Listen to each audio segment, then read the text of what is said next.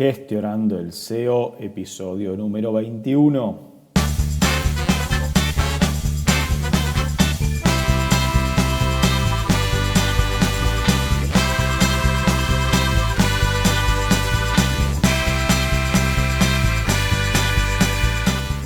Muy buenas a todos, bienvenidos a un nuevo episodio de Gestionando el SEO, el podcast donde hablamos de todas las técnicas, procesos, estrategias, herramientas y novedades del mundo del SEO. Mi nombre es Guido Massey de guidomassey.com y @GuidoMasseySEO en Twitter y en todas las redes sociales. En este episodio vamos a estar hablando sobre cómo mejorar el CRO para nuestro sitio. Una disciplina absolutamente complementaria e importante para todos los que nos dedicamos al SEO. Y para hablar sobre este tema tenemos al referente de CRO en habla hispana. Le damos la bienvenida al invitado.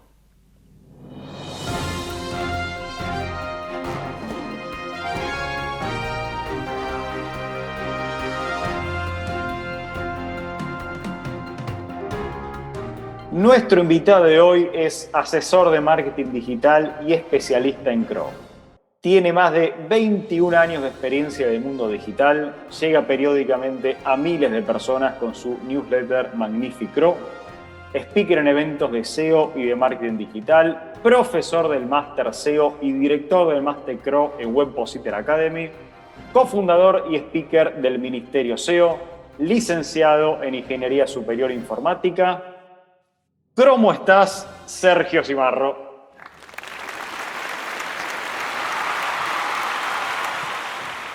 Oye, encantado por esa presentación. Vamos, de hecho no sabía ni que hacía tantas cosas. Eso tiene que ser de muchos años, ¿no? Porque en 10 años no cabe todo eso. Esto es todo un currículum, ¿eh? Y eso que lo tuve que resumir. Muy bien, muchísimas gracias y encantado de estar aquí esta conversación juntos. Bueno, Sergio, el gusto es todo mío. La verdad que tenía muchas ganas de hacer esta entrevista. Te sigo en redes sociales y en tu newsletter también y en eventos. Sos un excelente profesional, así que es todo un honor para mí entrevistarte. Gracias, gracias. Sabes que desde que tuvimos la oportunidad de cenar juntos nos estrechamos los lazos. Totalmente. Qué buena cena ahí en Alicante. Eso es. Habrá que repetirla. Sergio, a ver, decime si esto es verdad o mito, pero tengo entendido que te hubiese gustado estudiar ingeniería aeronáutica. ¿Cómo llegaste a ese interés y cómo después saliste para el lado de marketing digital? Correcto. Ostras, ¿esto lo has escuchado? Esto, vamos, Esto es un trabajo de producción, arduo sí, trabajo de sí. producción. Muy bueno, me gusta, me gusta. Mira, pues justamente el otro día hablando con mi mujer salió el tema de cuando tienes, digamos, 16, 17 años que vas a dar el salto a la universidad, un poco como hoy en día o nuestro círculo más cercano que tenemos acceso se plantea qué estudias, ¿vale? En base a gustos, pero realmente tienes unos gustos, pero no tienes clara la continuación de cuando acaba la carrera, porque no eres consciente del trabajo. Yo, de hecho, conozco un par de casos de gente que quería ser médico desde muy pequeño, pero claro, en cuanto llevaba 2 meses allí y se dio cuenta que tenía que tocar sangre y gente muerta, dejó la carrera. Entonces, como no eres consciente. Pues yo desde pequeño, que es lo que voy a contar, yo como que tenía muy claro, no sabía realmente a lo que me quería dedicar, pero tenía claro que yo quería ganar dinero. Yo una de las cosas que veía, por lo que oía, por lo que en ese momento había era que tenías que ser ingeniero, ¿no? Que ser ingeniero, que tampoco sé lo que era, te daba dinero, te daba un buen sueldo para, yo qué sé, pues a lo mejor estar mejor de lo que yo veía a lo mejor que estaba con... Era ingeniero igual dinero, eso es lo importante. Sí, y mira que yo, pues oye, con mi familia por suerte nunca nos ha faltado de nada. Mis padres han trabajado un montón y se han preocupado de que nosotros no nos faltase nada. Entonces, yo no sé si está cubierto, pero era como la siguiente aspiración. Entonces básicamente, pues por todo el tema a lo mejor del espacio, de los cohetes, pues tenía esa ilusión, como que me llamaba la atención, lo veía más tangible. Había aviones, había aparatos, ¿no? Había naves que se podían tocar.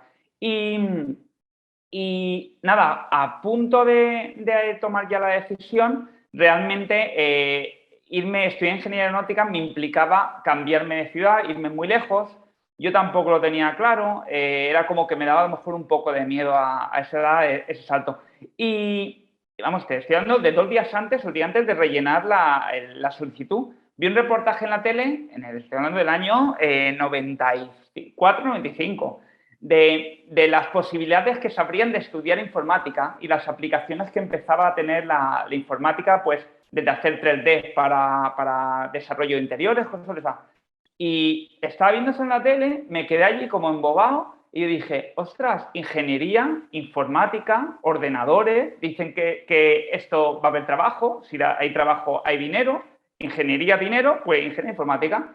Así que un poco ese fue el cambio de última hora y por eso acabé estudiando ingeniería Ah, informática. fue a último momento.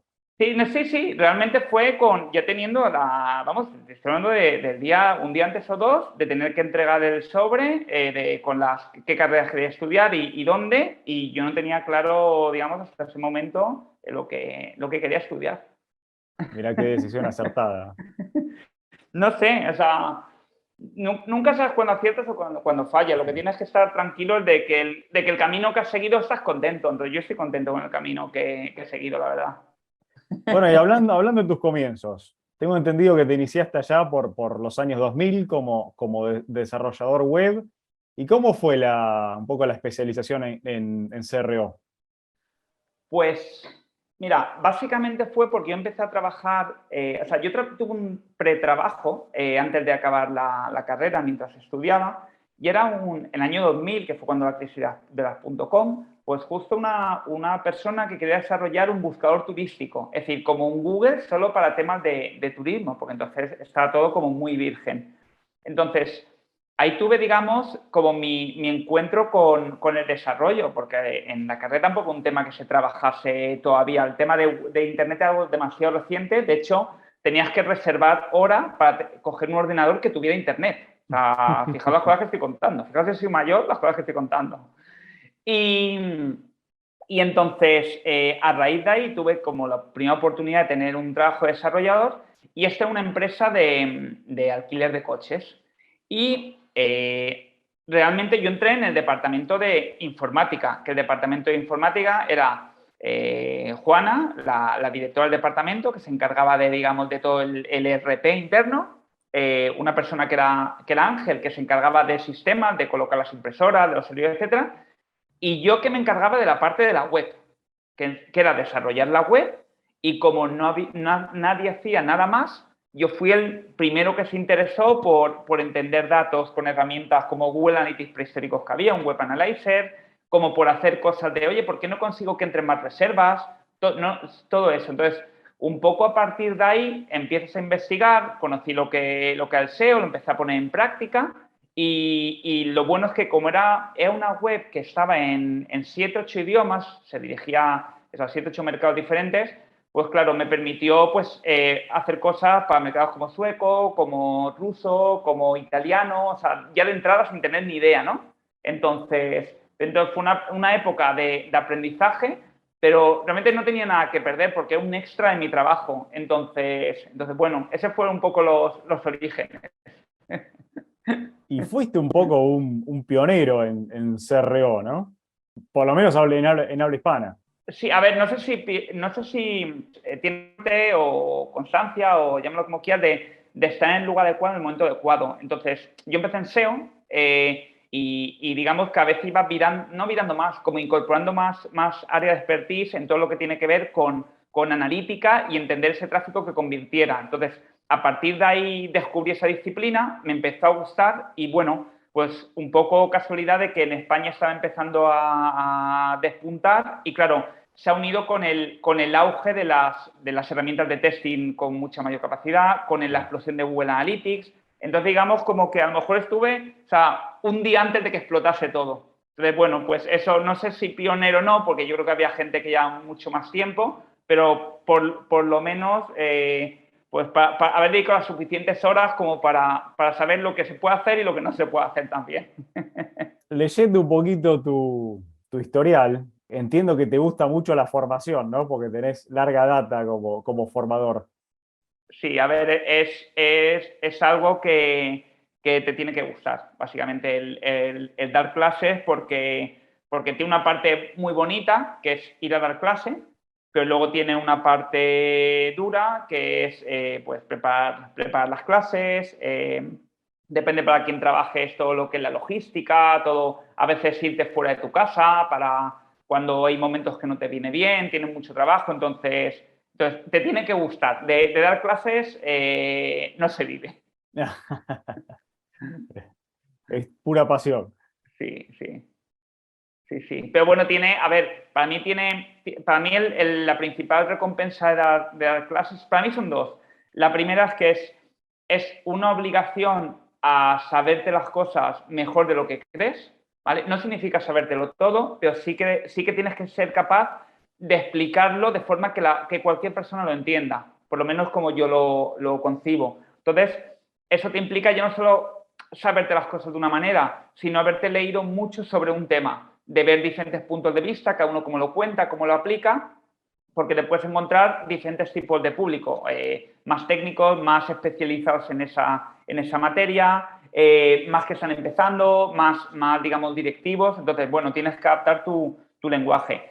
Y luego lo otro que para mí creo que es más gratificante todavía, no es cuando te pagan, por supuesto, es el hecho de que gracias a lo que cuentas, pues hay personas que te vienen y te dicen, oye, mira, yo no sé cómo me va a ir, pero que sepas que lo que me has contado me ha encantado, no lo conocía y a partir de ahora voy a intentar dedicarme a esto. Tarde, pues se sigue recordando, mira, me dedico a esto y que sepas que fue gracias a una clase que tú me diste y demás.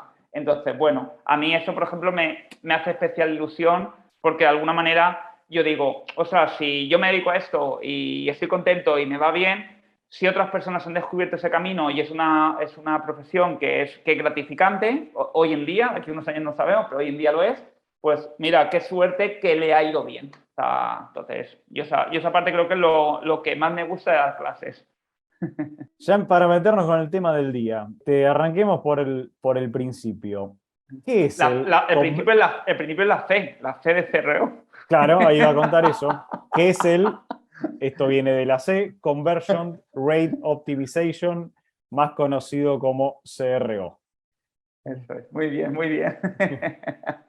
Para meternos en el tema, contaros un poco qué es para quien no conoce el CRO.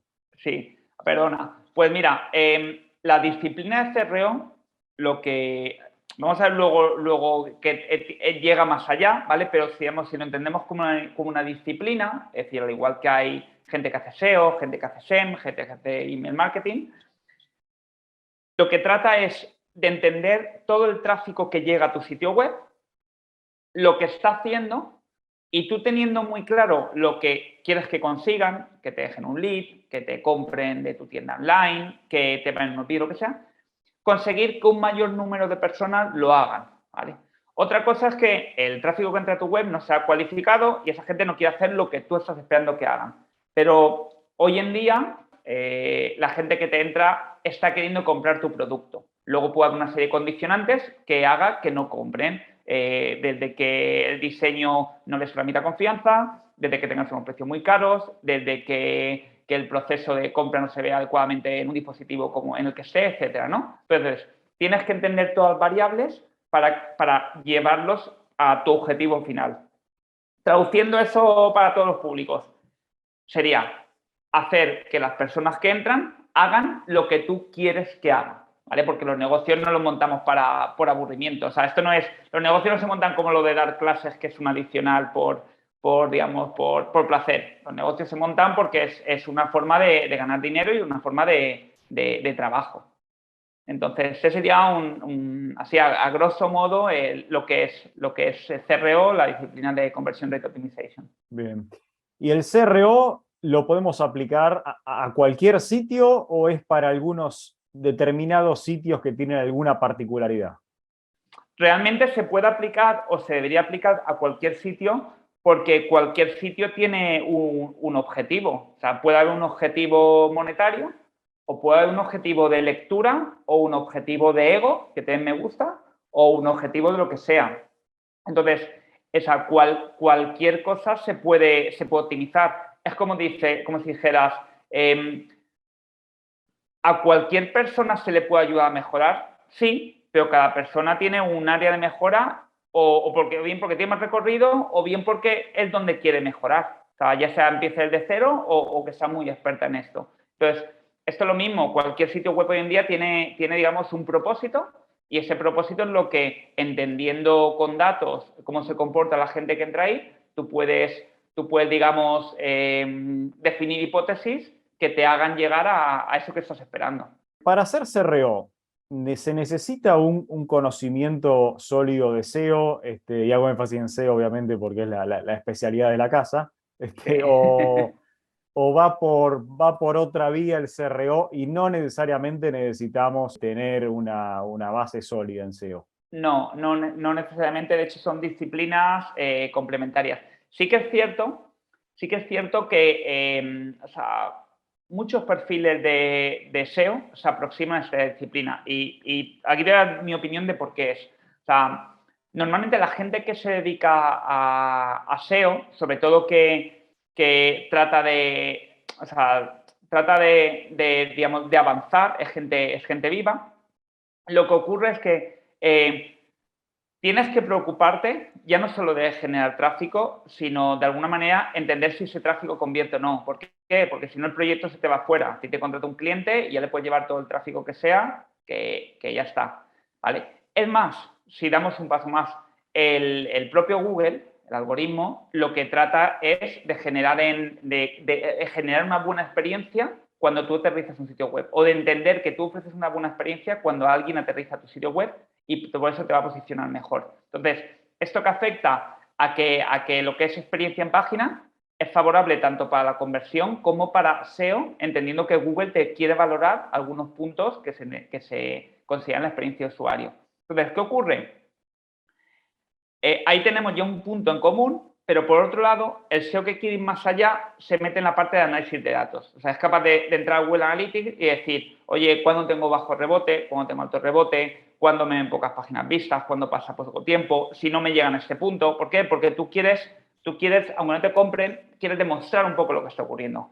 Esto, y aquí le doy de nuevo mi opinión, y lo siento si hay alguien que no opina lo mismo. Esto en otras disciplinas, no es así, no en todos los casos, pero en muchos casos. O sea, la gente de SEM se preocupa por llevar tráfico. Si no convierte, es problema del cliente. Bueno, pero ¿has mirado por qué problema tiene? No es que la landing es muy fea, ya, pero esa es tu opinión personal.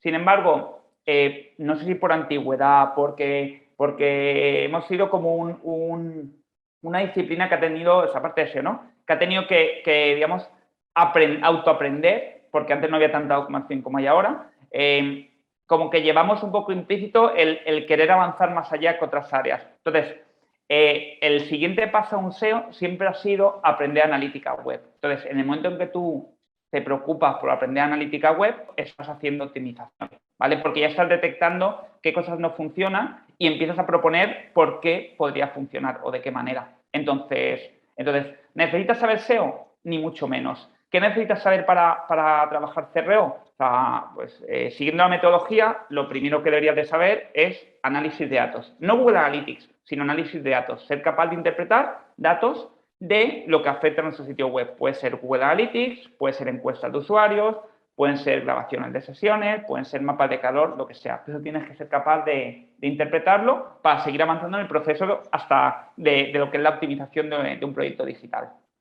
Bien, ahora que mencioné las herramientas, me hace el pie también para la próxima pregunta, que te iba a consultar si nosotros tuviéramos que decir cuáles son las fases o pasos para un proyecto típico de CRO y qué herramientas utilizamos en cada una de esas fases.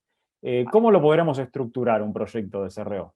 Sí, mira, para mí esto es muy sencillo porque yo la metodología CRO que utilizo y la que prácticamente utiliza todo el mundo, aunque es cierto que luego según agencias la amplían, porque si no nos gusta poner nuestra capa adicional de conocimiento o descubrimiento, ¿no? Pero la metodología CRO se basa en la metodología se basa en el método científico, es decir, lo que los grandes científicos del siglo XIX proponían, esto es exactamente igual. Entonces, puede cambiar el naming, puede cambiar el número de pasos, pero básicamente yo como la concibo, está estructurado en 4 pasos que son análisis, hipótesis, experimentación y medición, ¿vale? Puede ser naming diferentes, pero básicamente es así, ¿vale? Esto que nos conlleva, por explicarlo brevemente, que yo inicialmente me dedico a entender lo que ocurre. Cuando yo entiendo lo que ocurre, soy capaz de clasificar los problemas y ver también lo difíciles o fáciles que son de solucionar, así como la posibilidad de ganancia que puedo tener. A partir de ahí, defino una serie de hipótesis, que es, yo esos problemas, ¿cómo los voy a solucionar? Y cuando tengo esto definido y bien mapeado, como decía, con una prioridad, etcétera, es donde entro en la fase de experimentación, donde con herramientas soy capaz de, en igualdad de condiciones, enseñarle una versión u otra. Es como si ahora, en lugar de estar todo el mundo escuchando este podcast, si tú que tienes millones de escuchas, de 1 millón de usuarios, 500.000 escuchan esta versión y 500.000 escuchan una versión donde yo voy contando, donde pongo, imagínate, os voy a hablar, amigos, de una cosa maravillosa. Imaginemos que hablo así, ¿no? ¿Vale? En lugar de decir, no, pues el CRO no. Os voy a hablar, el CRO, hay unas herramientas magníficas, ¿vale? Pues cuando acabas, haces imagínate que tú mandas una encuesta y dices, oye, ¿habéis escuchado el podcast? No dices nada. ¿Te ha gustado? Pues a lo mejor tú te das cuenta que la voz es estruendosa y dices, pero este tío está loco, ¿qué hace, no? Pues esto es lo mismo, en igualdad de condiciones. La gente, unos ven una cosa, otros ven otra, y al final, con la medición que tú ya has definido, tú aquí hiciste una encuesta, pero puede ser que te han comprado, que luego te quejan, que luego le dan no me gusta, lo que sea. Mides, evalúas eso, ¿vale? Y es donde entraríamos ya en la fase de medición, entendiendo esas métricas, un poco todo la evolución del proyecto, ¿vale? De herramientas, que es lo que me has preguntado. ¿Qué herramientas se utilizan? Para la fase de análisis vamos a trabajar mucho con herramientas de analítica digital, Google Analytics en su defecto, pero bueno, hay Adobe Analytics para otro tipo de proyectos, etcétera, ¿no? Herramientas de análisis cualitativo, como serían un Hotjar, que es muy popular, un Crazy Egg, herramientas de mapas de calor.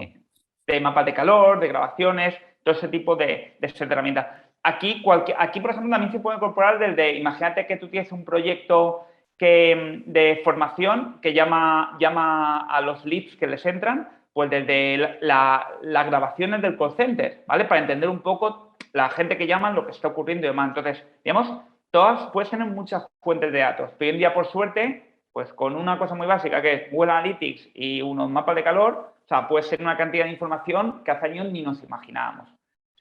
Plantear las hipótesis, que eso cada uno en un modelo, pero eso es Excel, spreadsheets, como tú quieras. Y para testing sí que hay herramientas muy robustas, desde un Google Optimize, que es gratuita, hasta 5 tests máximos simultáneos, hasta cosas mucho más potentes como A/B testing, como Optimizely, Visual Optimizer, etcétera, ¿vale? Y para análisis de resultados, pues de nuevo un Google Analytics, tu ERP, se puede encontrar ya cualquier set de herramientas de marketing digital, es decir, desde hago testing con campañas de Google Ads, desde incorporo herramientas de marketing automation donde evalúo gracias a este proceso el impacto que tienen o no. Es decir, la base es esa, el esqueleto es ese que he contado, pero luego cualquier herramienta tiene cabida.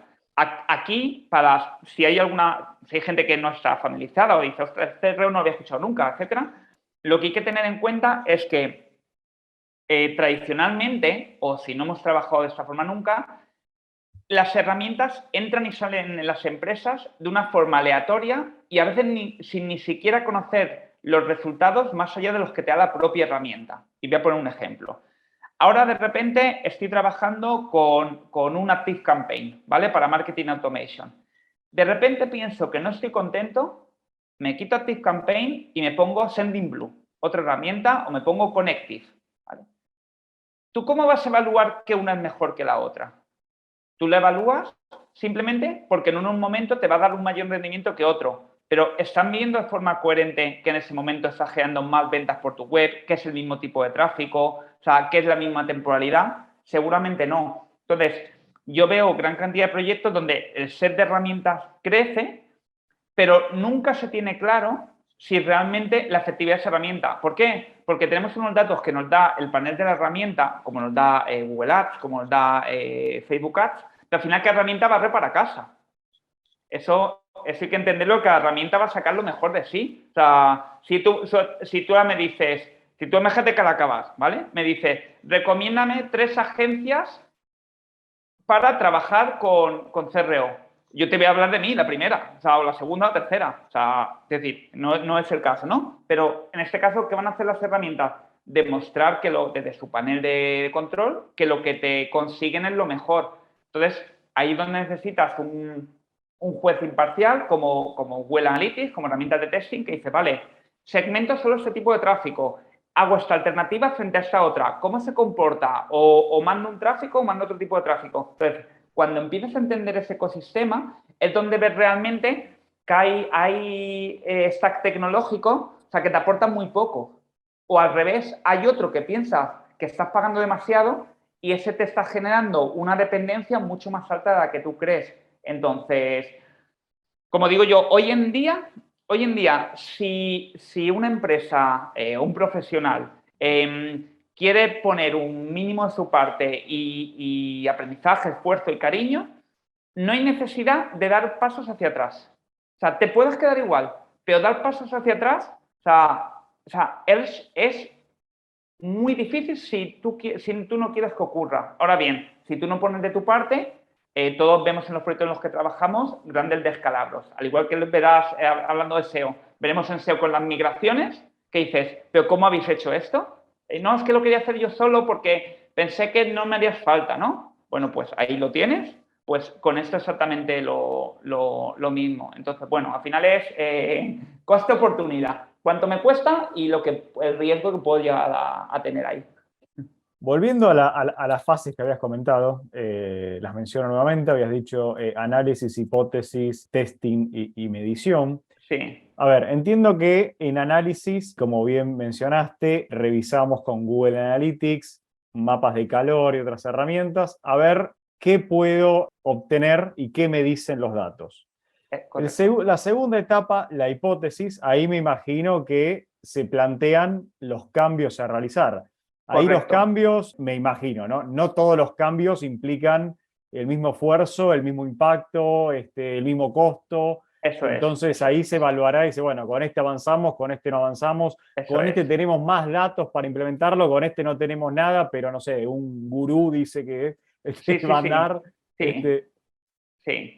Sí, de hecho, si puedo hacer un inciso sobre esto, o sea, ahí se mete todo, incluso ya no cosas que hayan salido de los datos, ¿vale? Yo cuando arranco los proyectos siempre les digo, necesito el backlog de proyectos o tareas pendientes que queréis hacer. Entonces, yo eso lo meto ahí. ¿Por qué? Porque cuando en igualdad de condiciones lo comparo, le ves sentido a todo. Entonces, te das cuenta que algo que quieren hacer, oye, cuesta mucho dinero y 3 meses de desarrollo. Y la ganancia que tiene es muy poca en comparación de otras cosas que sí que se han identificado, que si me sale bien voy a ganar más dinero.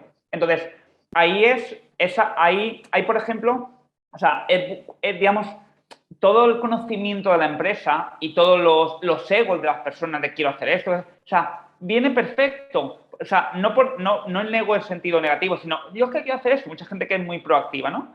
Perfecto. O sea, entonces, al final, lo que hay que entender es, pues dice, bueno, ¿y por qué se coge esto y por qué el otro no? Lo que hay que entender es que este proyecto es para que la empresa gane más dinero.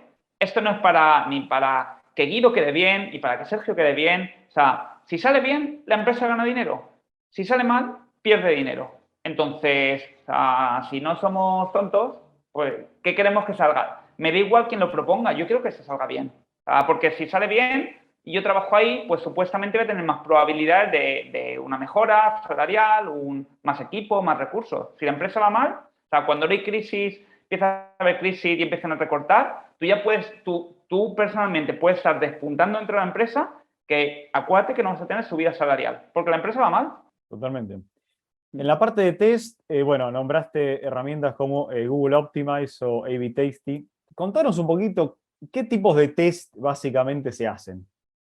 Pues, a ver, test puedes hacer, o sea, aquí es imaginación libre, imaginación infinita. O sea, test es cualquier cosa que a día de hoy cambias en la web, normalmente, y que no tienes ni idea si es mejor o no. O sea, y por poner un caso, imagínate una página de captación de leads. Si quitamos algún campo de ese formulario, vamos a recoger más. Si quitamos algún campo, vamos a recoger más y los leads van a ser igual de cualificados, ¿vale? Que también esa es otra.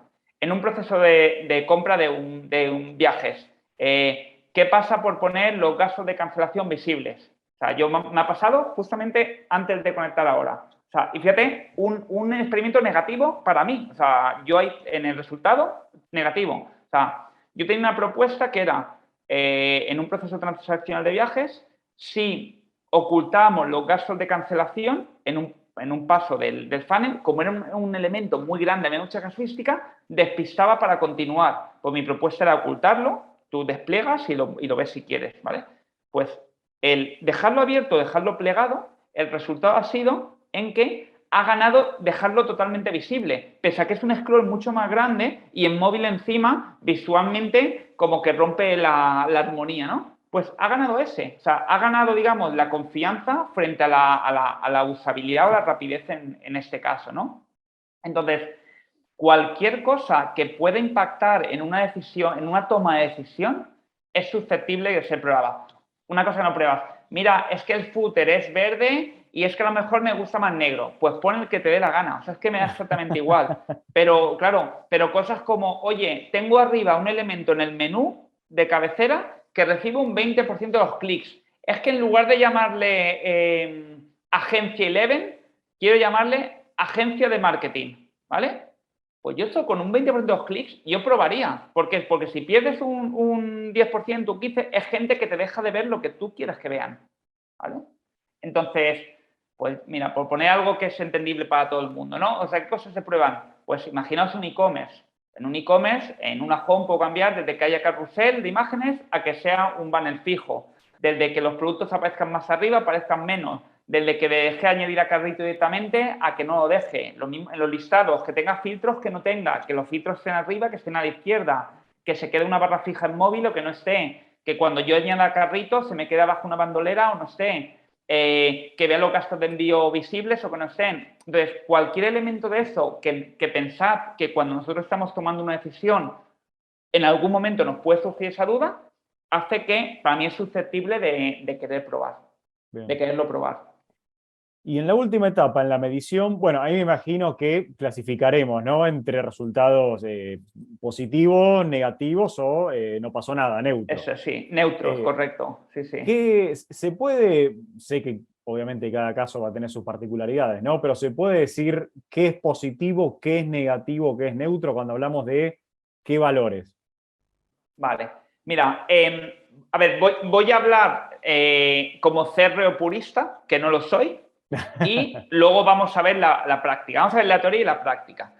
En las herramientas de testing hay un elemento que se llama significancia estadística, que es una fórmula estadística que en base a la cantidad de tráfico que te entra, o sea, que participa en el experimento, la cantidad de objetivos que se cumplen, es decir, pues son pedidos, pues pedidos, es decir, y la diferencia entre ambos, tanto final como a lo largo del tiempo, te establece una valoración que te indica la probabilidad de acierto con ese resultado. Es decir, vas a tener siempre un margen de error donde de 1 a 100 va a ser una probabilidad de que de cada 100 veces que probases eso, 5 perderían o 10 perderían y el resto ganarían, ¿no? Que es lo que saldría. Entonces, los puristas de la significancia estadística te dicen que cualquier resultado por encima de un 95%, ojo, o sea, 95%, en ocasiones se tienen que alinear los astros, ¿vale? Puede ocurrir luna llena, eclipse de cada 50 años, te da eso. ¿Significa que no lo podemos conseguir? Claro que sí que se puede conseguir. Lo único que hay que tener en cuenta que para sitios web con determinado volumen, es decir, que no son grandes sitios, y puedo hablar de los sitios de 50 a 100.000 visitas al mes, que a lo mejor hay gente que dice, ostras, yo tengo 10.000, o sea, no tengo 100.000 ni de casualidad, ¿no? Bueno, lo puedes hacer, ¿no? Pero te quiero decir, con eso aún así, muchos experimentos no te dan significancia estadística después de estar, o sea, tiene experimentos funcionando 45 días, porque no me importaba tenerlos y quería asegurarme, ¿vale? Pues después de eso te dice, estás un 75. Entonces, eso es la teoría, ¿vale? Que a veces veremos publicaciones en LinkedIn que la gente digo, bueno, no sé, esto es como lo de la sangre, el grupo sanguíneo, que te ponen sangre de otro, te mueres, ¿no? Pues digo, a lo mejor si pongo un experimento que tiene menos, lo implemento, mejor me muero, digo, no sé, vivo con ese miedo, ¿no?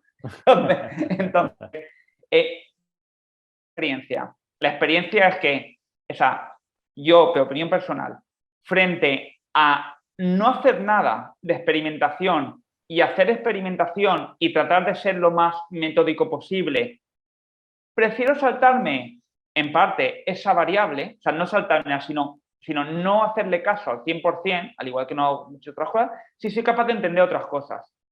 Bueno, pues volvamos a un caso. El sitio web de 10.000 visitas.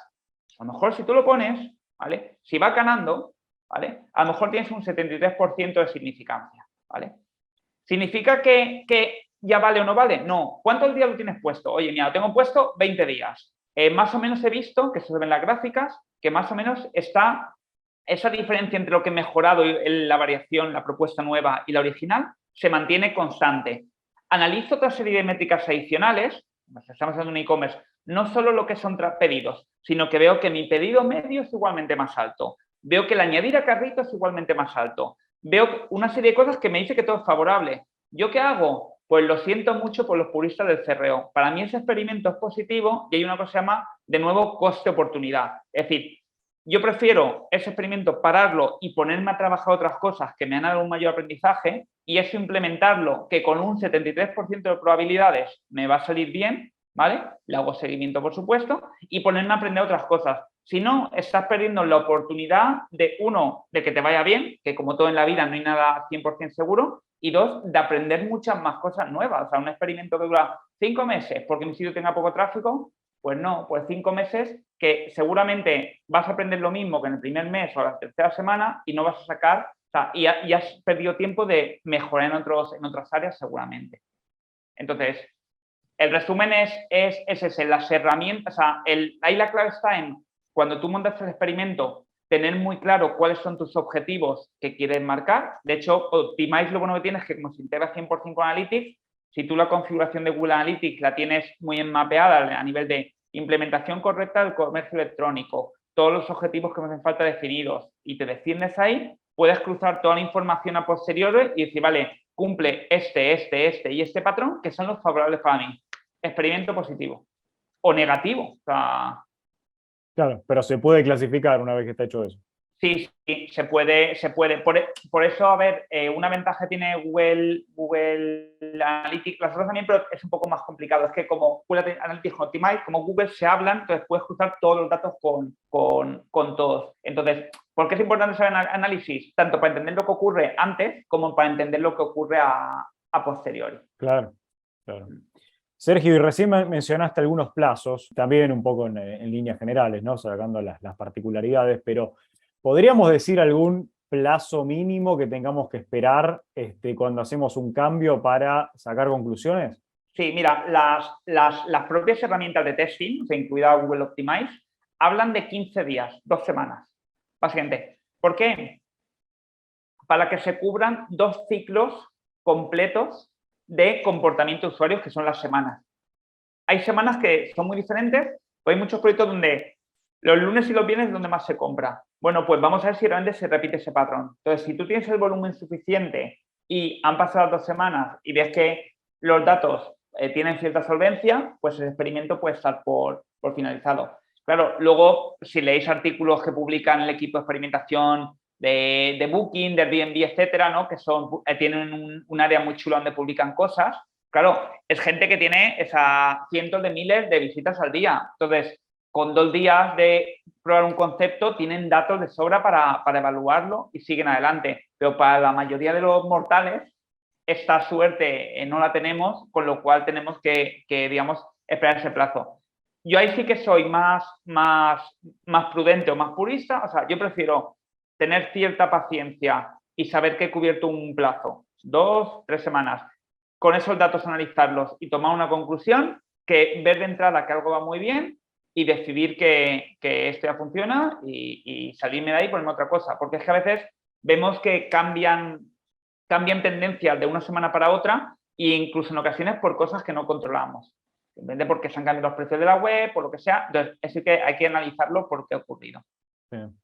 ¿Y algún tráfico mínimo que necesitemos para hacer evaluaciones de CRO? Es decir, que menos de este tráfico, mira, no son representativos los datos.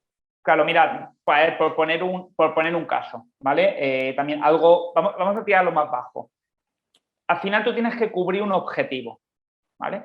Y entonces, ¿ese objetivo qué significa? Que porcentualmente, vamos a hablar que sea un añadir a carrito, ya no compra, añadir a carrito. Tú tienes una tasa de conversión de añadir a carrito de un 5%. Bueno, pues vamos a hacer un experimento donde a lo mejor tenemos un 6, un 7, un 10 o tenemos un 4. Si tú eso lo calculas sobre un total de añadir a carritos de 5.000, ¿vale? ¿Qué ocurre? Que si tenemos una mejora de un 20%, si tenemos 5.000 y inicialmente y estamos haciendo 6.000, que es la mejora del 20%, calculo bien, sí, de un 20%, claro, para que se dé vuelta al experimento, tiene que haber muchos de los de 5.000 que se sumen, ¿vale? Para darle la vuelta al experimento. Pero imagina otra cosa. Yo, mi añadir al carrito, o sea, resulta que solo tengo 10 al mes. Y tengo 8 en lo original y 10 en la variación. Con 2 más que entrasen, ya me rompe la métrica. Entonces, ahí hay que ver también, ¿vale? Que eso es lo que dice el presidente de la significancia estadística. Si cuando llegamos a valores tenemos un mínimo que dices, vale, es que tienen que meterse muchos para romper esto, o con 1, 2, como a veces yo me encuentro, hay proyectos que generan por tipo de ticket, tipo bruto, 2 transacciones a la semana. Son muy caras. ¿Qué ocurre? Es que con que entrase una por la parte que va perdiendo, ya me iguala. Entonces, ya dices, no, 20% de mejora. Ya, pero si mañana entra una, es a 0. O sea, entonces, un experimento normalmente no pasa de 0 a 20% de mejora. O sea, es más gradual. Entonces, hay que verlo. Mira, yo, por ejemplo, hago experimentos con clientes que en un experimento acaban entrando, yo qué sé, ponle 2.000 sesiones en 3-4 semanas. Pero claro, 2.000 sesiones tienes que tener conversiones, o sea, conversiones no es venta, sino lo que estén midiendo a lo mejor por encima de un 10%. ¿Qué significa eso? Que de 2.000 sesiones vas a tener más de 200 conversiones implicadas.